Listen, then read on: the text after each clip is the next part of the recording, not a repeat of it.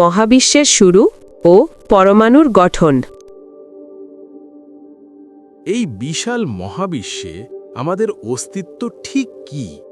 আপনি হয়তো ভাবছেন আপনি রক্ত মাংসের একটি শরীর, কিন্তু বিজ্ঞানের গভীরে তাকালে দেখা যায় আপনার শরীর মূলত ট্রিলিয়ন ট্রিলিয়ন পরমাণু বা অ্যাটমের একটি সুশৃঙ্খল সমষ্টি। হাইড্রোজেন, কার্বন আর নাইট্রোজেনের মতো এই কণাগুলো কোটি কোটি বছর আগে কোনো এক নক্ষত্রের গর্ভে তৈরি হয়েছিল। আজ তারা একত্রিত হয়ে আপনার এই রূপটি গঠন করেছে। সমষ্টি বনাম বিচ্ছিন্নতা, জীবন ও মৃত্যু।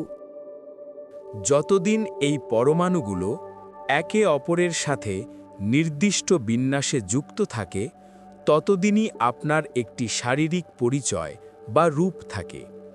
একেই আমরা বলি জীবন। কিন্তু যখনই এই পরমাণুগুলো তাদের শৃঙ্খলা হারিয়ে বিচ্ছিন্ন হতে শুরু করে, তখনই মানুষ তার রূপ হারায়, যাকে আমরা বলি মৃত্যু। প্রকৃতপক্ষে আপনার শরীর আপনার স্থায়ী কোনো সত্তা নয়, এটি কেবল পরমাণুর একটি ক্ষণস্থায়ী কুণ্ডলী মাত্র। যদি শরীরই আপনি না হন, তবে আপনার প্রকৃত পরিচয় কি? আধুনিক পদার্থবিজ্ঞান বলে আপনি হলেন মূলত ইনফরমেশন বা তথ্য। আপনার জন্মের পর থেকে আজ পর্যন্ত যত অভিজ্ঞতা, চিন্তা আর স্মৃতির জন্ম আপনি দিয়েছেন, তা একটি অনন্য তথ্যবিন্যাস হিসেবে সংরক্ষিত হয়। বিজ্ঞানীরা একে কোয়ান্টাম ইনফরমেশন হিসেবেও দেখেন। শরীর থেকে বিচ্ছিন্ন হলে এই নির্দিষ্ট তথ্যের প্রবাহ বা আপনার যাপিত জীবনের ধারাটি আর দ্বিতীয়বার এই রূপে ফিরে আসে না। মৃত্যুর পর আপনার শরীরের এই পরমাণুগুলো কিন্তু ধ্বংস হয় না। শক্তির নিত্যতা সূত্র অনুযায়ী এগুলো কেবল রূপান্তর হয়। আপনার শরীরের কোনো পরমাণু হয়তো মিশে যাবে মাটিতে, কোনোটি উড়ে যাবে মহাশূন্যে, আবার কোনোটি হয়তো ভবিষ্যৎ কোনো নক্ষত্র বা নতুন কোনো প্রাণের অংশ হবে।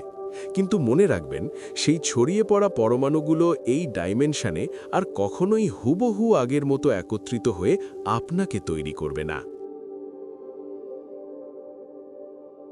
তাই আজ আপনি যে জ্ঞান বা তথ্য অর্জন করছেন, তা অত্যন্ত মূল্যবান। আপনার শরীর হয়তো একসময় মহাবিশ্বের নতুন সৃষ্টিতে যোগ দিয়ে অন্য কোনো রূপ ধারণ করবে। তখন তার আপনি হিসেবে পরিগণিত হবে না। আর আপনার অস্তিত্বের সেই তথ্য বা ইনফরমেশনটুকু মহাবিশ্বের এক বিশাল সংরক্ষিত ভাণ্ডারে বা মেমারি মডিউলে চিরকাল থেকে যাবে। আপনি ছিলেন, আছেন এবং থাকবেন, তবে হয়তো কেবল একটি মহাজাগতিক স্পন্দন হিসেবে।